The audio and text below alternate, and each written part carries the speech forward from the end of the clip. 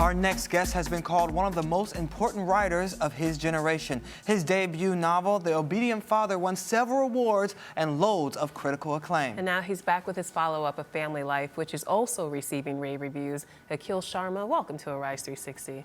I can't say enough fabulous things about this book. Congratulations. Thank you. And I'm clearly not the only one who loves it. The reviews have been stellar. I want to read what the New York Times called it. They called it deeply unnerving and gorgeously tender, and Salon calls it a great tragic novel, one that is, quote, terrifying and hilarious by turns. I mean, you clearly avoided the sophomore slump. What's it feel like to receive those rave reviews? I haven't been reading the reviews, so I didn't know that Salon had said that. I haven't been reading the reviews because I find that I might begin to believe the hype. Okay.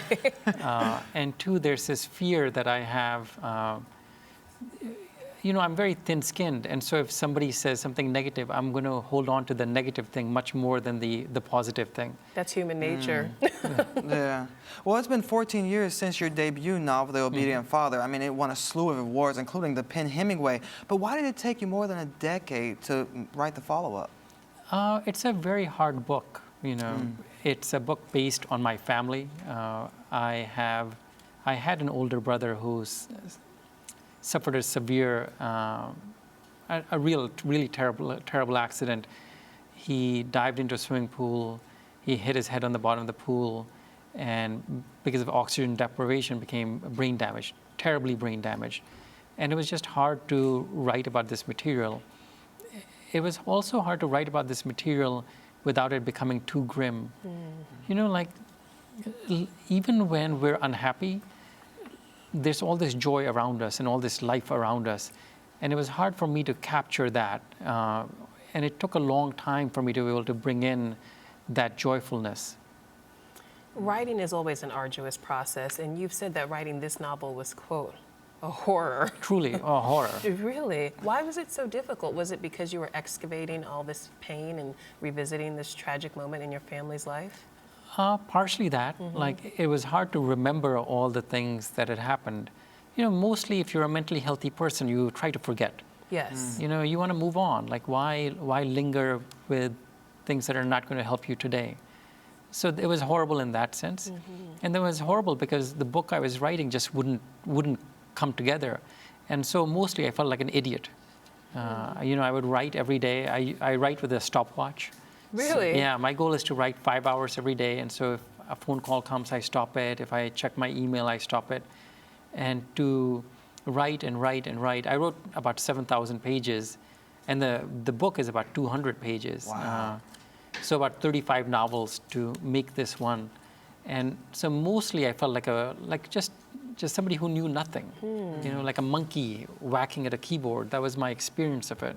Do you think you'll ever do anything with all the other pages that you wrote? I've thought about it, but probably not. I just don't want to revisit any of this material. I understand. Well, the book is very autobiographical, so why not just have it be a memoir? Why fictionalize the account? I feel that I can be more truthful in fiction than I can in a memoir.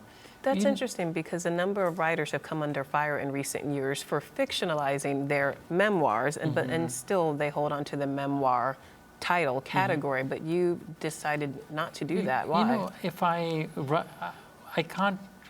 can't claim, if I'm writing nonfiction, right, I have to meet very high standards of objective truth.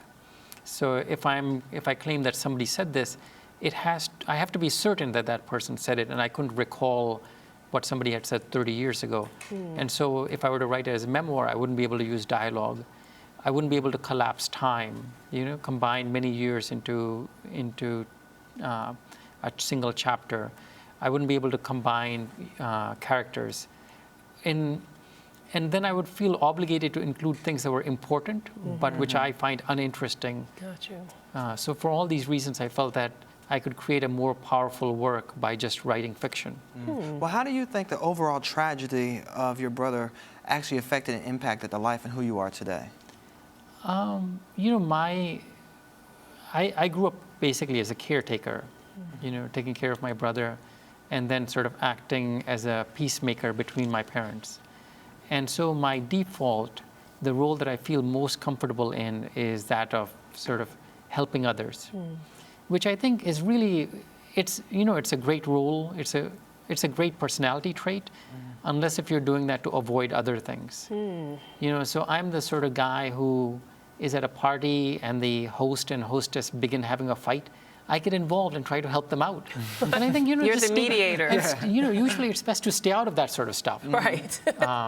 So in all these ways, I feel there are very good things that have come out of it. Like, it's made me very watchful. It's made me very careful. It's made me very thoughtful. But there are many bad things that have come out of it. Like what? Like being so thin-skinned. When you grow up being attacked, then you become everything. You interpret almost all things as attacks.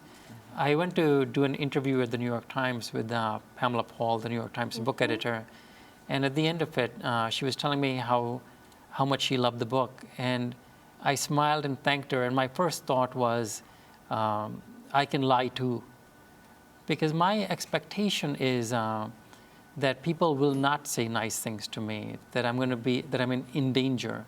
And so when somebody is kind, I treat everybody as a danger. And it. So you thought she was being disingenuous when she said that? And she was being perfectly nice. There is no reason they wouldn't put me on the cover. They would put me on the cover if they didn't think it was a good book. Exactly. Well, I told you it was brilliant. So did you believe me? I'm not totally certain. Really? Yeah. If you grow up, I have to work at it. Work at sort of accepting. I think that's another thing that becomes hard if you grow up surrounded by constant danger, and I view being criticized and attacked by my family as a form of emotional danger, and so it becomes hard to take in the good things in life. Well, regardless of how people feel about the book, what would you hope people would take away from the book or understanding about? I think that this is a book that'll. I hope it bring. When I wrote this book, I wanted it to be useful, and the way I wanted it to be useful is that everybody either will deal with sickness, terrible sickness, or has already dealt with it, within their family. And what I wanted was for people to be able to see that you can have these sort of things and be okay, that you can be in difficult situations, you can behave badly and still be deserving of love. Like, I find that with this book, everybody is bathed with some amount of compassion, even the people who are behaving badly. So I think that's one thing that I hope to bring, that comfort. And also when we're reading about other people who are similar to us, we can feel less alone. So Yes. that was I just another have a thing. few more questions. One, I wanted to talk to you about writing about the immigrant experience and the Indian experience. Do you feel obligated to write about your roots? I don't feel obligated to write about my roots, but I don't feel any reason to avoid it. Some people run from the immigrant writer title or classification because they feel like it ghettoizes them. Do you feel that way? Or is it a phrase that you embrace? I don't know. I think with my first book, I resisted the title because I wanted to be viewed just as a writer. And it's the same way that Philip Roth or Saul Bellow resisted being called Jewish writers. Now, as you grow older, you begin to realize you can't avoid fools, right? That's true. And so you just have to sort of go around the fool. So, let the fools yammer, and then you keep doing your work. I mean, that's the most important thing. Wow. Now, we have to talk about your background, too, because you went to Princeton, Stanford, and Harvard. That is amazing. But you were actually in finance before becoming an author. Why did you decide to make the switch, and how difficult was it for you? I decided to make the switch because, first of all, being an investment banker is a terrible job. Really. Why? But it's so stable. Right. Being a writer is so unstable. It's a terrible job because you work all the time and you travel all the time. I remember I did a lot of work in England, so I would fly back and forth to England maybe once or twice a week. And I remember sitting down in a movie theater and reaching for the seat belt because I was so used to being on airplanes. Oh my goodness. Wow. And the other reason is that the satisfaction that investment banking brings, which is just whopping amounts of money, really, didn't mean that much to me. Like, I don't get much satisfaction from money. It doesn't.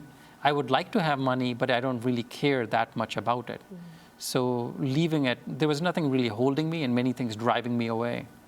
Oh, wow. Okay, so you've gone on to write for major institutions like the New Yorker. Do you remember your first published work? Probably, it was a very small magazine called The Quarterly.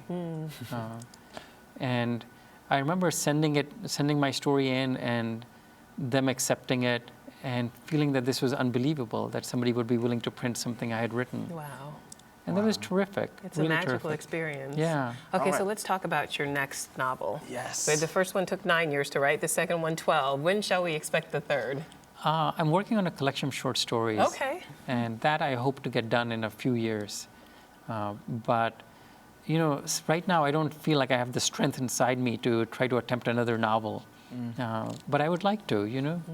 You strain yourself and then you recover. There you go. Well, thank thank you so much for being here. And again, it's a remarkable book. And I hope you believe me when I say that. I'll do my best to take it in. Okay. All right. Family Life is available everywhere books are sold. Thank you so much. You're watching Arise Entertainment 360.